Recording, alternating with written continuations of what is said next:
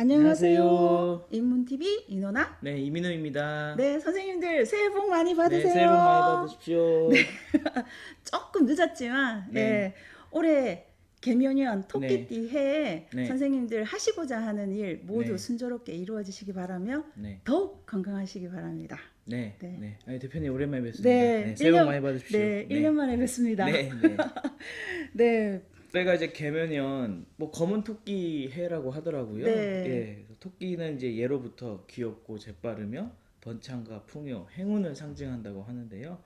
저희 인문 TV도 부지런한 토끼처럼 올 한 해도 많은 콘텐츠를 준비하고 있고 지난주 방송에서도 네, 말씀드렸지만 세계 문화 컨셉으로 해서 3월 아일랜드 시작으로 해서 본격적으로 달리도록 하겠습니다. 네. 네, 많은 기대 부탁드립니다. 그렇다면 오늘 인문TV 네. 컨텐츠는 무엇인가요? 네. 지난주 방송에서 장미꼬다르 이제 추모 방송을 했었잖아요. 네. 이제 작년에 또 우리나라에도 문학의 아주 음, 큰 별이라고 해야 되나요? 우리나라 네. 문학 역사상 많은 사람들에게 영향을 줬던 또 네. 작가 선생님께서 한 분 돌아가셨습니다. 네. 난소공이라고 흔히 불리는 난장이가 쏘아 올린 작은 공의 저자 조세희 선생님께서 작년에 세상을 떠나셨는데요. 그래서 2023년 방송을 본격적으로 시작하기 앞서서 지난주에는 이제 프랑스의 장리꼬다를 추모했다면 오늘은 대표님과 함께 네. 어, 한국 근현대사의 역사, 뭐 정치는 물론 문화까지 크게 영향을 미친 네, 그쵸. 예, 예. 난소공의 저자 작년에 세상을 떠나신 조세희 선생님을 추모하면서 네. 2022년 우리나라 문학을 한번 정리하면서 좀 거창하네요. 네, 네, 네, 정리. 네, 우리 네, 뭐 네, 문학을 네. 정리를 못 아무튼 합니다. 네, 네. 표현이 적절치 않았습니다. 네, 한번 정리하면서 어, 본격적으로 새해를 네. 시작하는 게 어떨까 해서 오늘은 네. 조세희 선생님 그리고 난장이가 쏘아올린 작은 공에 대한 일단 이야기를 이야기. 나눠보고자 합니다. 네, 네. 저희 세대라고 하면 조금 약간 좀 늙어 보이려나요? 그렇지만 아무튼 제가 대학 다닐 때 그 난소공이라고 하면 필독서였거든요. 음, 네, 선생님 물론 읽어 네, 네, 뭐, 보셨죠? 네, 네, 뭐 네. 워낙에 유명한 작품이고 뭐 교과서에도 실리는 작품이니까 사실 네. 세대 불문하고 뭐 네. 우리나라 사람들이라면은 뭐 비록 작품을 안 읽어봤거나 아주 라이트하게 가볍게 읽었을지언정 작품 자체를 모르진 않죠. 네, 네, 요즘 뭐 그 20대 대학생들은 수능 문학으로 네, 예, 네, 이 난소공을 접했다고 하더라고요. 네, 네, 예, 일단 난장이는 네, 난쟁이의 오류인데요. 네, 근데 그 초판에 난장이가 쏘아 올린 작은 공이라고 발간이 되었기 때문에 네, 일종의 하나의 대명사처럼 네. 이렇게 쭉 이렇게 정해지고 있는 사용되고 있는 것 같습니다. 그게 더 이제 오히려 네, 오타긴 하지만 효과적이었지 않나라는 생각도 들고요. 예, 네, 그래서 우리가 보통 난쟁이라고 할 때보다 난장이라고 할 때 또 자연적으로 이 작품을 또 생각하게 그쵸, 되고요. 예, 그리고 사실은 이 난장이가 쏘아 올린 작은 공은 여기에서 비롯된 표현들이 너무 많죠. 네, 그래서 누가 그쵸, 쏘아 예. 올린 작은 공. 아, 그래서 네, 어떤 사람으로부터 어떤 일이 시작됐을 때 요 지금 문구를 관용적으로 음, 많이 써서 이 그쵸, 문구 자체도 거의 이제 네, 우리가 실생활에서도 자주 쓰는 아주 그쵸, 예, 유명한 문구가 됐습니다. 네, 어떻게 보면은 작가로서는 되게 부러운 일이고 내가 그쵸, 만든 어떤 문구가 예. 이렇게 계속 하나의 사람들에게 수거처럼 수거처럼 된다라는 게 사용된다는, 작가로서는 큰 영예 같아요. 그래서 네, 저도 며칠 전에 어떤 예능 프로를 봤는데 그 예능 프로에서도 어떤 그 남자 출연자가 뭐 실수해가지고 우다다다다 일이 벌어지니까 누구누구가 쏘아 올린 작은 공 뭐 이런 음, 자막이 나오던데 그러니까 작가로서는 참 큰 영예죠. 네, 네, 네, 그렇죠, 네, 네. 그렇다면 조세희 작가님에 네, 대한 소개를 간단하게, 네. 예, 조세희 작가님에 대한 설명드리겠습니다. 1942년 8월에 태어나셔서 작년 12월 25일 크리스마스에 세상을 떠나셨습니다. 65년 경향신문 신춘문예에 소설 돛대 없는 장선이 당선돼서 등단하셨고요. 등단을 하셨지만 이제 많은 작가분들이 뭐 그쵸. 비슷한 예. 처지시겠지만 이제 예. 좀 예. 경제적으로 조금 힘드셔가지고 10여 년간은 이제 글을 쓰지 못하시고 이제 생업에 좀 매진하시다가 출판사에 취직하신 이후에 틈틈이 이제 작품을 쓰셨는데 그게 이제 난장이 연작들입니다. 네. 네. 그래서 난장이 연작. 연작. 그래서 예. 1976년부터 난장이 연작, 메비우스의 띠, 우주여행, 그리고 그 유명한 작품 난장이가 쏘아올린 작은 공, 육교 위에서 궤도 회전, 은강 노동가족의 생계비, 잘못은 신에게도 있다, 클라운 씨의 병, 내 그물로 오는 가시고기, 에필로그를 발표하고 78년에 난장이가 쏘아올린 작은 공을 출간하게 네. 됩니다. 이 난장이 연작을 모두 합쳐서 한 네. 권의 책으로 이제 네. 발간을 하신 거죠. 네. 네. 뭐 이름에서도 알 수 있다시피 또 70년대 중후반이면 이제 우리나라의 어떤 노동 환경이나 뭐 이런 네. 거를 이제 많은 한참 분들이 네. 기억하시죠. 전태일 열사 네. 그것도 명암이 있었고. 굉장히 네. 극명했던 시대이죠. 네. 이 난장이 연장은 조세희 선생님이 취재차 철거반에 맞서는 주민들의 실상을 목격하고 돌아오는 길에 문방구에서 볼펜 한 자루와 공책 한 권을 사면서 시작되었다고 합니다. 이렇게 시작하는 게 많죠. 그래서 네. 바로 어떤 네. 아이디어가 떠올라서 바로 그냥 바로 이렇게 메모. 일필휘지로 이렇게 시작하는 경우가 많죠. 실제 소설의 공간적 배경은 가난한 사람들과 공장 노동자들이 살고 있는 산동네 철거촌이고 1970년대 한국 사회의 최대 화두였습니다. 그리고 서민으로서는 최대 과제였던 빈부 그리고 노사의 대립을 극적으로 보여주면서 당시 70년대 경제 성장 이면에 있었던 한국 사회의 모순을 아주 가감없이 보여줬는데요. 단순히 르포 문학처럼 그냥 이제 신랄하게 이렇게 네. 하기만 했으면 어쩌면 생명력이 그 짧았을 예, 수도 사실주의 있습니다. 문학처럼 예, 예. 딱 그 장면을 사진처럼 묘사를 했다면 네. 네, 생명이 좀 짧았을 수 있는데 동화적인 어법을 통해서 그러니까 사실은 낯소공 같은 경우는 저 학창 시절에도 공부를 대충 했던 아이들은 되게 읽다가 만 아이들은 이거 네. 되게 훈훈한 가족 이야기 아니냐 이렇게 했던 아이들도 기억이 납니다. 아무튼 그러니까 동화적인 어법을 통해서 비참한 현실 세계의 모순을 극명하게 표현했고요. 이게 오히려 더 비참하죠. 더 네. 이게 동화 같은 이런 걸 보여주니까 그러니까 사실은 뭐 성냥팔이의 소녀가 슬픈 이유도 그런 거 아니겠습니까? 그쵸. 예, 네. 그래서 뭐 찰스 디킨슨이나 오스카 와일드의 동화가 더욱 더 가슴 아프고 뭐 시린 이유도 이제 그런 거겠죠. 그래서 이제 동화적 건선징악 또 악과 선의 이분법적 선악 구도를 오히려 현실을 왜곡할 수 있다는 비판을 또 받았는데 사실은 동화적인 이런 기법을 쓴 게 이런 것도 있을 것 같아요. 사실은 어떤 사회의 어떤 이면을 다룬다고 해서 르포처럼 대표님 말씀하신 대로 사실주의로 이렇게 쓰면은 단점은 뭐냐면 이렇게 이분법적으로 보여줄 수 있는 거죠. 그러니까 사실 점점 현대 사회가 굉장히 복잡해지고 있고 단순히 누구는 착하고 누구는 나쁘다라고 이분법적으로 얘기할 수는 없잖아요. 그래서 지금 제 이제 또 글 쓰는 제 친구 중에 한 명이 이제 우리나라의 어떤 또 다른 문제 중에 하나인 부동산 문제를 막 쓰려고 하는데 생각해 보니까 부동산 문제는 서로 선과 악을 나눌 수 없는 네. 게 내가 예, 양가적 감정이 다 있어요. 왜냐면은 네. 내가 저기 뭐지 어느 집에 새 들어 사는 세입자이면서 동시에 나도 누군가에게는 네. 내 집 임대인이 되는 임대인이 거죠. 되는 그러니까 예. 사실은 우리나라의 또 특유의 그런 또 구조지 않습니까? 그래서 이 당시도 분명히 그랬을 거죠. 그래서 사실 이게 어떻게 보면은 철거반 그래서 철거민들의 어떤 애환을 다룰 수도 있지만 또 그 이면에는 또 이거를 무조건 그렇다고 해서 반대쪽을 나쁘다고 하는 건 굉장히 좀 일차원적일 수 있고 그래서 동화적인 거를 그래서 빌려온 것 같아요. 그러니까 동화적인 장치를 가지고 오는 것이 동화는 권선징악이 좀 명확한 게 어느 정도 용인이 되지 않습니까?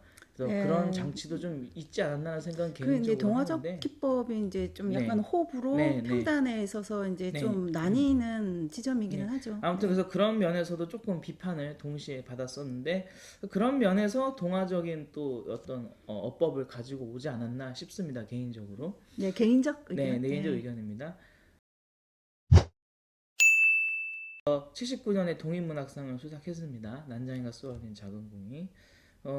그래서 이제 워낙에 이 작품으로 이 조세 선생님은 아주 그냥 대명사가 됐죠. 예, 그래서 네. 예, 그래서 그렇게 됐고요. 이후에도 이제 소설을 계속 집필하셨습니다. 네, 하셨고 이 이후에도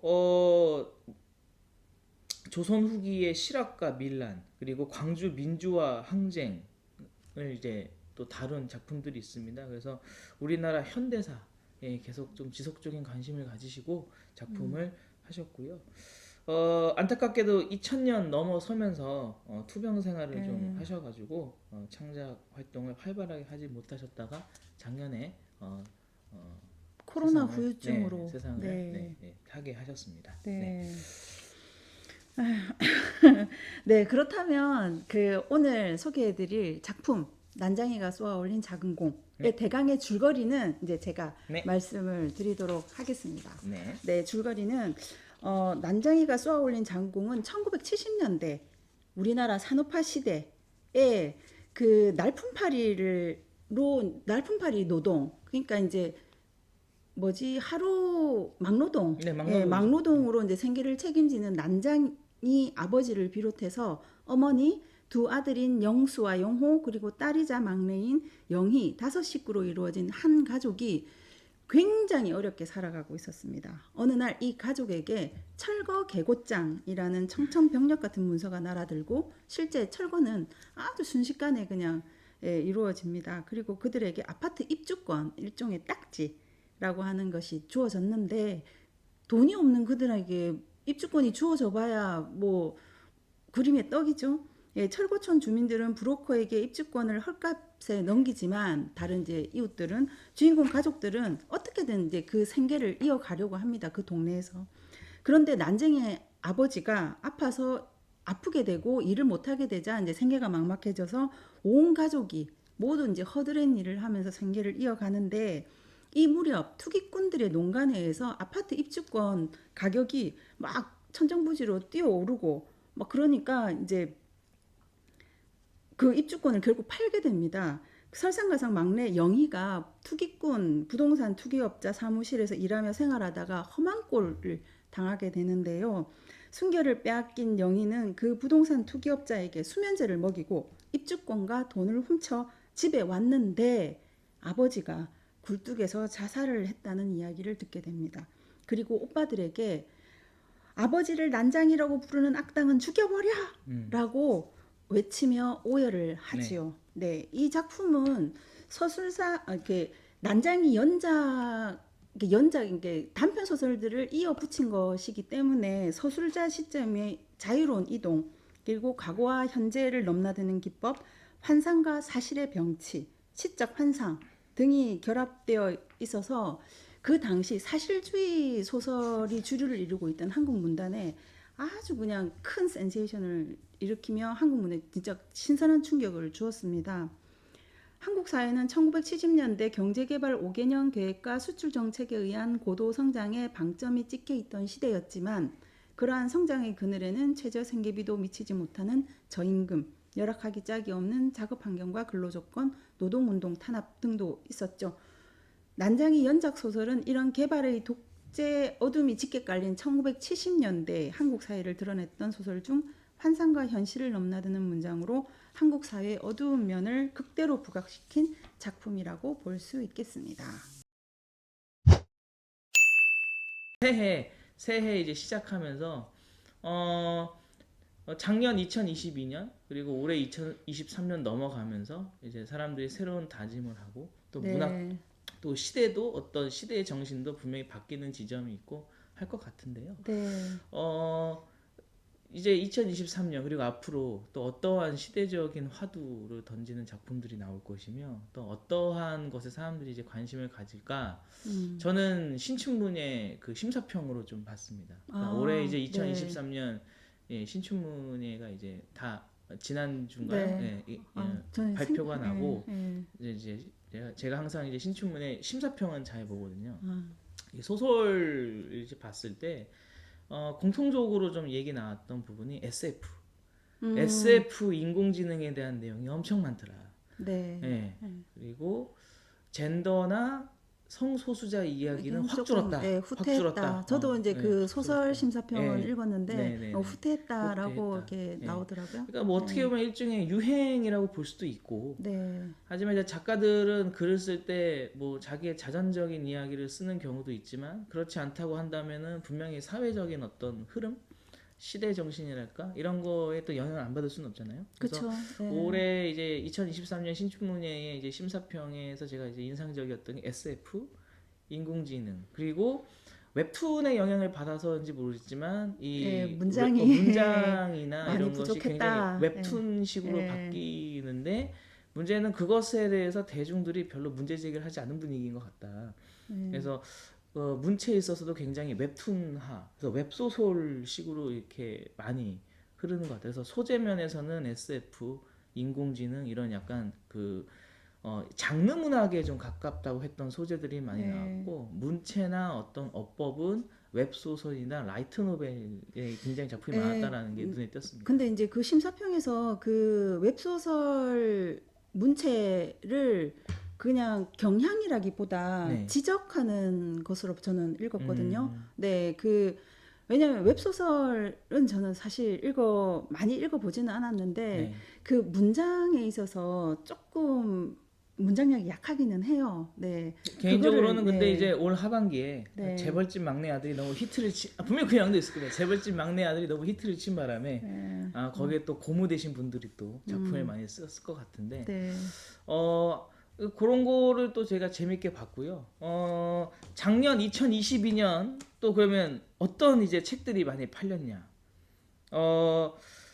쭉 보니까 마음을 어루만져주는 네. 심리? 네. 네, 그래서 아무래도 이제 네, 살기 네, 퍽퍽하니까. 네, 네. 그래서 또 작년 2022년에 뭐 예스24나 교보문고나 뭐 이런 그 베스트셀러 이렇게 쭉 보실 수 있습니다. 그러면 이제 장르별로도 보실 수 있고, 근데 보면 위로와 공감. 위로와 공감, 뭐 예를 들어서 뭐 인생, 뭐 기분 관리 이런 뭐 MBTI 뭐 이런 류의 어떤 심리, 그러니까 위로 이런 거가 또 작년에 많이 사람들이 봤던 이런 책인 것 같더라고요.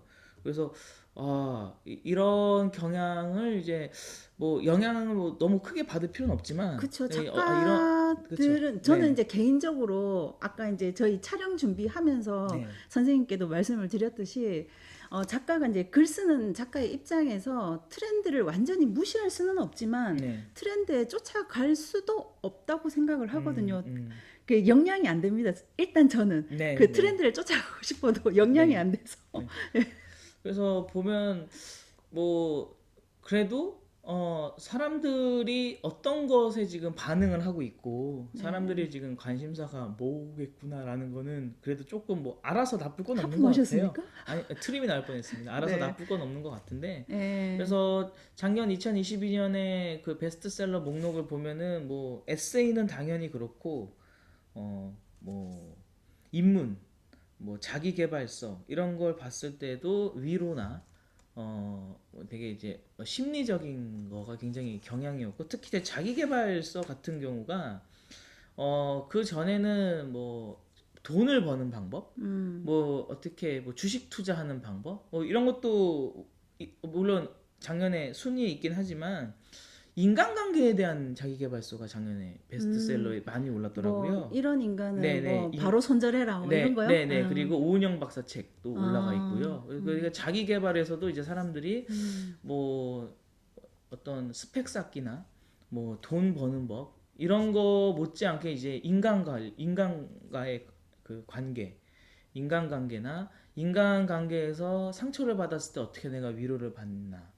예. 그래서 자존감을 올리는 방법. 자존감 올리는 방법. 그래서 예. 그런 게 또 이제 베스트셀러가 됐더라고요.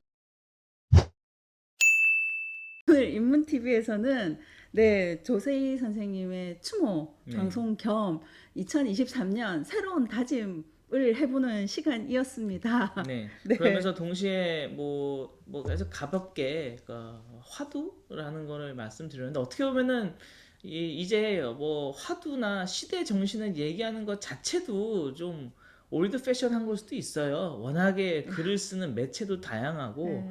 워낙에 생각들도 다양하고 또 우리만 또 글을 쓰는 게 아니고 또 다른 나라, 다른 문화권에서 동시에 지금 뭐 여러 가지 글이 나오기 때문에 이런 걸 논하는 것 자체가 어떻게 보면 뭐 죄송합니다. 의미가 없을 수 있지만 그래도 사람이라는 게 사회적 동물이고 혼자서 그냥 갑자기 뭐 벼락 맞아서 글을 쓰는 건 아니기 때문에 영향을 작게나마 받는 건 있다고 아, 생각합니다. 그럼요. 예, 그 작가도 한 시대를 살아가는 그냥 동시대인이잖아요. 네. 그러니까 그 사회의 현상이라든지 그런 것들을 영향을 안 받을 수는 없습니다. 네. 진짜 그 속에 살고 있기 때문에 그리고 그걸 치열하게 녹여내고 싶은 마음은 모든 작가들에게 다 있다고 생각을 합니다. 그래서 네. 올해 신춘문예 심사평을 봤을 때의 SF로의 경향이 저는 좀 재밌었고 생각해보면 저도 모르게 그런 작품을 쓰고 있었던 것 같아요. 저도 가까운 미래에 AI 인공지능 뭐 직원으로 일하겠죠? 아, 인공지능 네. 로봇 직원들이 트렌드 작가시군요. 네, 네. 노조를 결성한다라는 소재로 그래서 인공지능은 과연 노조를 결성할 자격이 있냐 이런 걸로 이제 하는데 너무 무겁지 않게 한번 풀어보도록 하겠습니다. 그래서 네. 그런 또 경향에 대해서도 이야기를 한번 해봤습니다. 네. 예. 오늘 앞으로 2023년 인문TV 어깨 힘 빼고 네. 더욱 열심히 올해 토끼띠 해인 것처럼 네. 열심히 뛰고 TV 인문 MMB 더욱 성장하도록 하겠습니다. 네. 많은 사랑과 관심 부탁드립니다. 네, 앞으로도 많은 관심 부탁드리겠습니다. 네, 구독과 좋아요, 알림 설정, 댓글까지 저희에게 힘이 됩니다. 감사합니다. 감사합니다.